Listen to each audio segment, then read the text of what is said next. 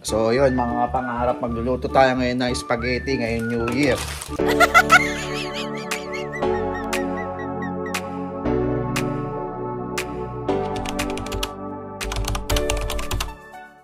So una natin gagawin, papakuluan natin to para may pasta na tayo. Diba? Gamit natin lansya. Ito yung nabili namin. Yan. Tapos ito, yung pakuluan natin, meron na tong asin saka mantika. Para hindi magdikit-dikit yung pasta.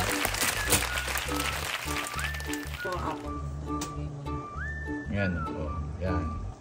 Tayo natin yung lumambot, mga kapangarap.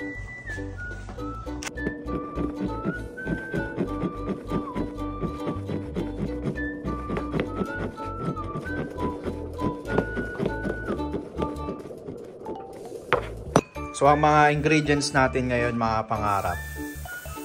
Ito, lean ground beef. Giniling yan. Tapos meron tayong hotdog dito. Sibuyas, bawang, at saka syempre yung spaghetti sauce.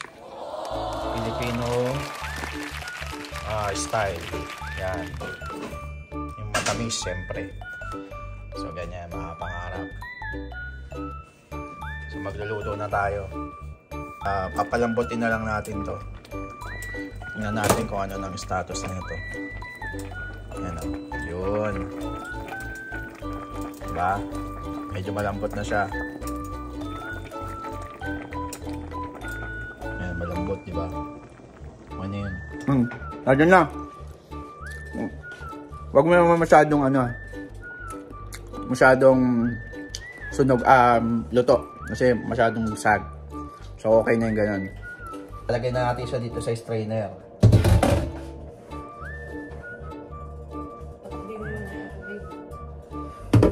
Tapos, dapat yung malamig na tubig, nandyan na. Para hindi siya maluto. Kasi mainit pa rin yun. Your record is ready. Yan. Yan.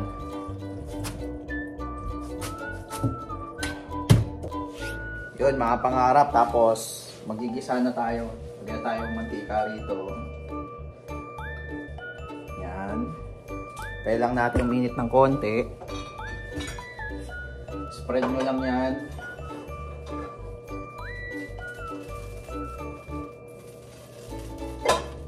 Spread nyo lang yung mantika dyan. Alexa, open Spotify.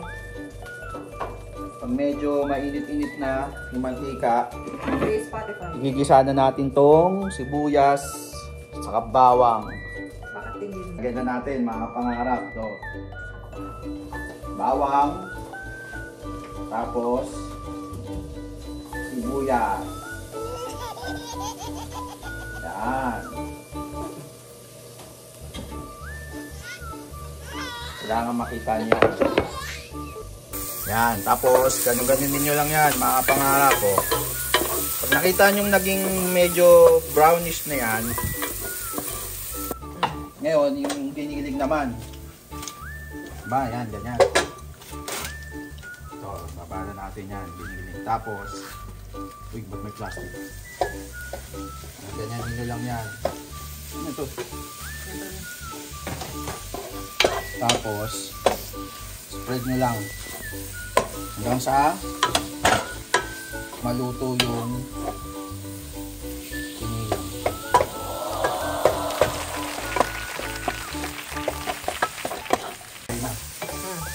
Kaya mga pangarap, makita nyo nagba-brown-brown na siya.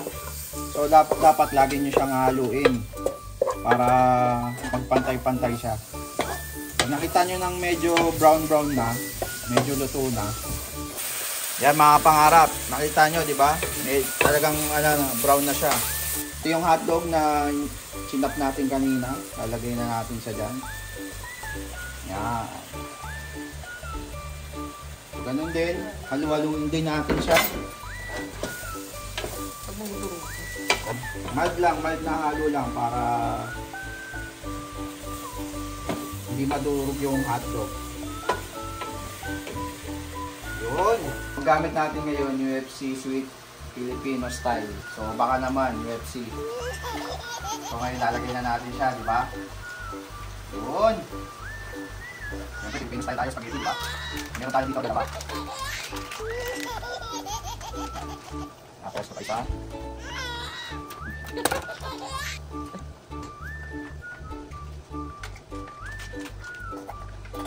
Tapos, yan. Halu-haluin din natin hanggang sa maluto na to. Yan, mga pangarap kung paano magluto ng spaghetti. Tikman lang natin ito mamaya. Anong lasa? Yun, mga pangarap. So, nakita nyo kumukulo na, di ba? Pag kumukulo na yan, lagyan nyo na ng konting paminta. Tansya-tansya lang. Yan, tansya-tansya lang.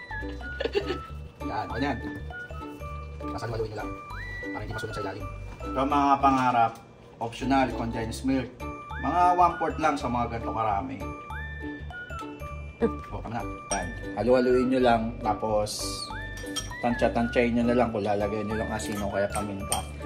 Eh, na bahala kung gusto nyo matamis, ganun, or medyo maalat-alat. Yan. Pero tingnan nyo. Yan, o. Yan ang ating sauce ng spaghetti. Ngayon, ito, lalagyan na natin siya dyan. Ito na yung ating pasta. Alright. So, tingnan nyo. Pasta, ilalagay na natin siya dito. Yun. Palagyan na natin ito.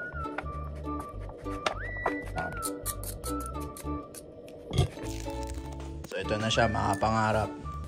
So, mga pangarap, magluluto naman tayo ng steak ngayon. So, ang presyo na ito, 48. Ayan, 48.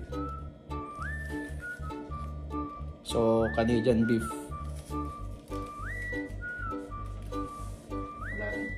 Yan. Tapos, so, pat dry dapat, mga pangarap. So, yan, gaganin nyo lang siya.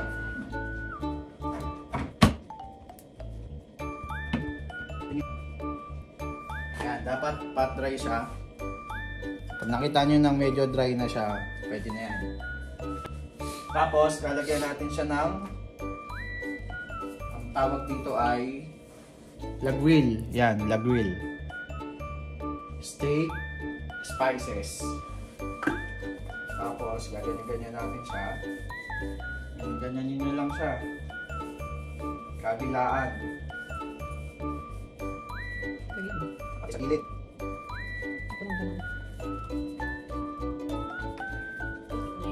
Dagdag tayo ng butter. Yan. Tapos, iba may bawang tayo. Yan, bawang. Lagyan na natin yan dito. Parang wala sa kanila. Yan. Buo lang. Tapos, pag nakita nyo na medyo mainit na yan, pwede na natin ilagay ang ating steak. Somewhere dyan. Yun.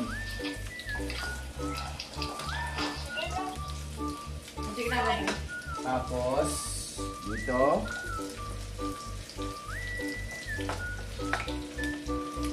And, kabila. Yun. Tapos, hintayin na natin yan maluto. Ngayon, mga 4 minutes, pwede mo itong baliktarin. Tignan mo rin kung medyo, nag-iiba, brownish yung niya. Pwede itong rare, medium rare, saka well done. So, maglalagay lang tayo ng time. Gilid. Yan. Actually, malalaman mo yan kung rare, medium, or well done siya. Depende sa lambot ng steak. So pag mga ganito kalambot, hindi ko kasi mararamdaman ano pa to, rare pa to. Pero pwede na natin yan ulit na rin. Ayan o. Ayan o. Para pantay ang luto. Pantayin na lang natin kung gusto natin ng rare or medium rare or well done. So yan mga pangarap. So ilapit ko lang, ayan yung itsura niya. Yan. So hintayin lang natin maluto yan. Sa tingin ko okay na yung okay na yung medium rare. Kasi yun yung masarap, medyo juicy pa siya ng konti. Kasi pag medyo well done na siya, wala na siyang ng juice eh. So okay na tayo sa medium rare lang. Yung medyo malambot lang ng konti. Yan mga pangarap, meron naman tayong gagawin potato marble. And ito rin yung lalagay natin. Yung steak, spice. Halo-haloin lang din ulit natin yan. Para magkaroon siya ng lasa. Yan. Tapos, lagyan natin ng konting olive oil. Olive oil. Konti lang, konting-konti lang. Yan. Konting olive oil. Para kumapit lang yung yung kanyang spice. Okay? So ito na ngayon yung potato marble. Lalagay lang natin siya sa air fryer. So, this is our air fryer.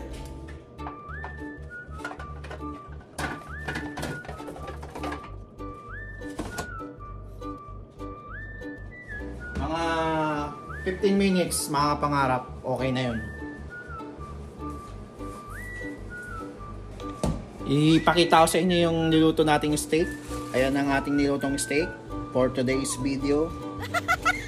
Yan. Tapos hinihintay na lang natin ang potato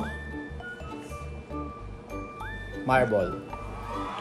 Tapos balikan natin yung spaghetti mamaya. Kapag na-plating na natin. So mga pangarap, ito medyo okay na to. Nakuha na natin yung medium rare na luto. So, na-transfer na natin siya sa kanyang lalagyanan. Yan. Good.